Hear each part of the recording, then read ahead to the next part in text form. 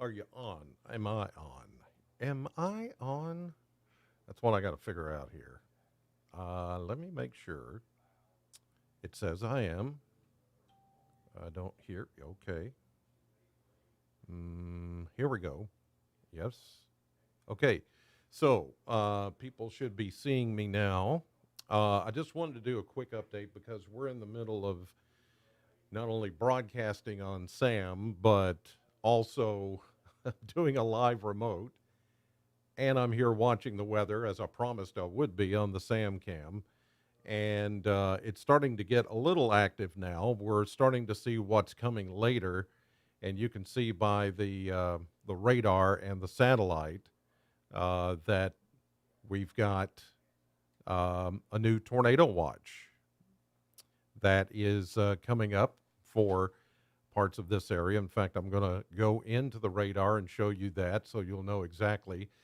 The tornado watch doesn't take in parts of Middle Tennessee, Southern Kentucky, uh, a small portion of southeastern Illinois and southern Indiana. Pretty good area right there in that red until 11 o'clock Central Time tonight.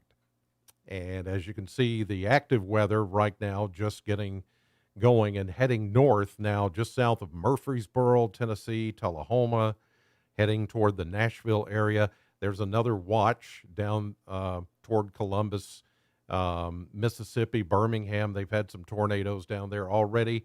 Parts of Alabama and Mississippi. They've already been hit with a few tornadoes this afternoon. Our tornado watch will go until 11.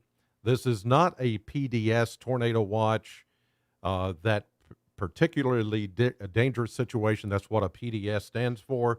That's where they've had that tornado watch down south, but it does not um, include our area. This is the new tornado watch that includes Nashville, Bowling Green, over to Paducah, Cape Girardeau, Mount Vernon, up toward Bedford, Indiana, Louisville, Evansville is in there, E-Town, and just to the east of us. It stops about Metcalfe County, and out to the east of that, everything's pretty quiet. But as you can also see here, let me go into our area for a closer view, and this is the satellite in which you can see that, yeah, we've had some sun come out, and that's a problem. That's been the big problem. We were hoping that none of these holes that you see here in the cloud cover would open up, but we've had several holes opening up, and it looks like that is going to continue to be the case. Wind is increasing, temperatures are increasing. We could see maximum wind gusts, as it says up here, to 75 miles per hour with some of the stronger storms. So now all bets are off. We know that we're going to at least have a severe weather event here in south central Kentucky over the coming hours. When? Well, I still think we're a couple of hours off or away from the actual cold front, and I think most of the activity will be where we see that cold front coming in a little bit later this evening. So we still have a few hours, I think, before we start to see that. Let me show you what is happening on the radar right now. It's not wanting to cooperate with me. Just a second. I'm only going to be here for. I'm only going to be on here for just a few minutes, just to bring you up to date on the activity that's going on. Let me go out a little further east and northeast. There's nothing going on there in Brownsville. I wanted to go south, so let me hit this button here and go south a little bit toward the Nashville area. That's where some active thunderstorms are going on right now. And some of those, like around Columbia, Tennessee, you see right there. Yeah, that's a pretty good core with some hail embedded in that. And so that's something worth watching. All of that is, as you see, moving off to the northeast into the new tornado watch area.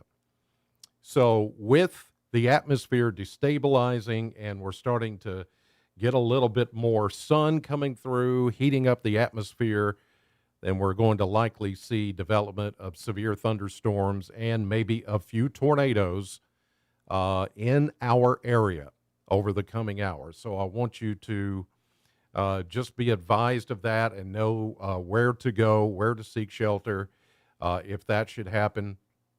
And I'm going to stay here and continue to watch it over the coming hours. It looks like it'll be mostly after 5 o'clock, 6, 7 o'clock, but done by, I'd say, 9 or before. Even though the watch goes until 11, I think a lot of it will be done before then. It's going to be a quick hit. We're going to get some of these cells that are going to try to pop up into the afternoon because of the daytime heating, and that's going to make where we get some problems. Let me show you this.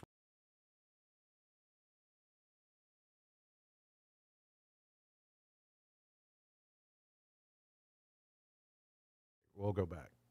But I'm going to keep a watch on it. We're doing a remote. We're doing, playing the music. If any warnings come out, just like the tornado watch did a few minutes ago, it will automatically come through your radio. So keep it here at Sam 100.7 on your radio. Make sure your weather radio, if you have one, is turned on. And that little black button on the side, sometimes it gets turned off. Make sure it's on because it can look like that the weather radio is on and it's not. Okay, but unless that little black little switch on the side is on, you're not going to get any warnings. So those are your two best ways to get warnings: listening to Sam 100.7 or on your NOAA weather radio if it's activated with alerts. Otherwise, I'll come back on here live once the activity starts to tick up. So once that happens, I'll come back here. I'll be in the